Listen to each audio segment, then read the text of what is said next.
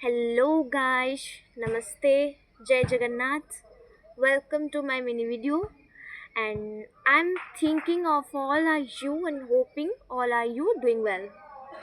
So, starting this mini video today with a sweet and beautiful quotation that is ମରଣ ଡାକୁଛି ହାତ ଠାରି ମୋତେ ଜୀବନ କରୁଛି ମନା ମରଣ ଡାକୁଛି ହାତ ଠାରି ମୋତେ ଜୀବନ କରୁଛି ମନା ଜୀବନ ମରଣ ମଝିରେ ମୁଁ ଏକ ଛୋଟ ଭୁଲ ବୁଝାମଣା ରିଏଲି ଟ୍ରୁ ଗାଇସ୍ ବିକଜ এটা ଯେଉଁ ଲେଖା ହେଇଛି ଏ ଯେଉଁ କୋଟେସନଟା it's really really really very very very true କାରଣ କଥାରେ କୁହନ୍ତି ନା ଜୀବନ ଆଉ ମୃତ୍ୟୁ ଜନ୍ମ ଆଉ ମୃତ୍ୟୁ 2.5 ଦିନ ପାଇଁ ଯିଏ ଯେତିକି ଦିନ ପାଇଁ ବି ଆସିଛି ସେତିକି ଦିନ ପାଇଁ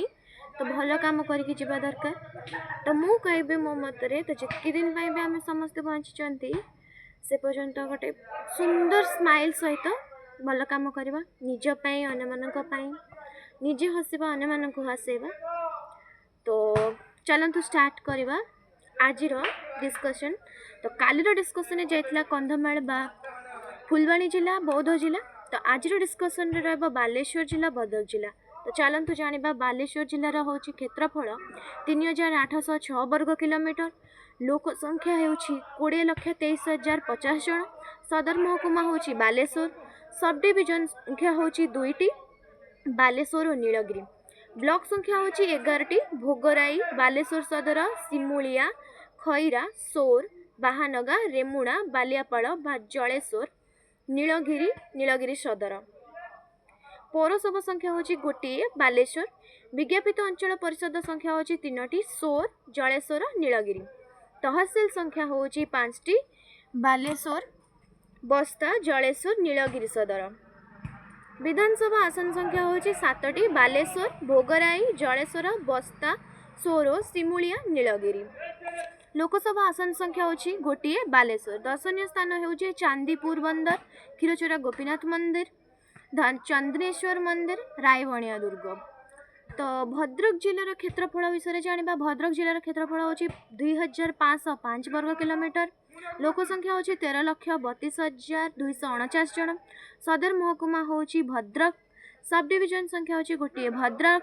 ବ୍ଲକ ସଂଖ୍ୟା ହେଉଛି 7ଟି ଭଦ୍ରକ ସଦର ବାସୁଦେବପୁର ବନ୍ତବ ଭଣ୍ଡାରୀ ପୋଖରୀ ଧାମନଗର ଚାନ୍ଦବାଲି ତିହିଡ଼ି ପୌରସଭା ସଂଖ୍ୟା ହେଉଛି 1 ଭଦ୍ରକ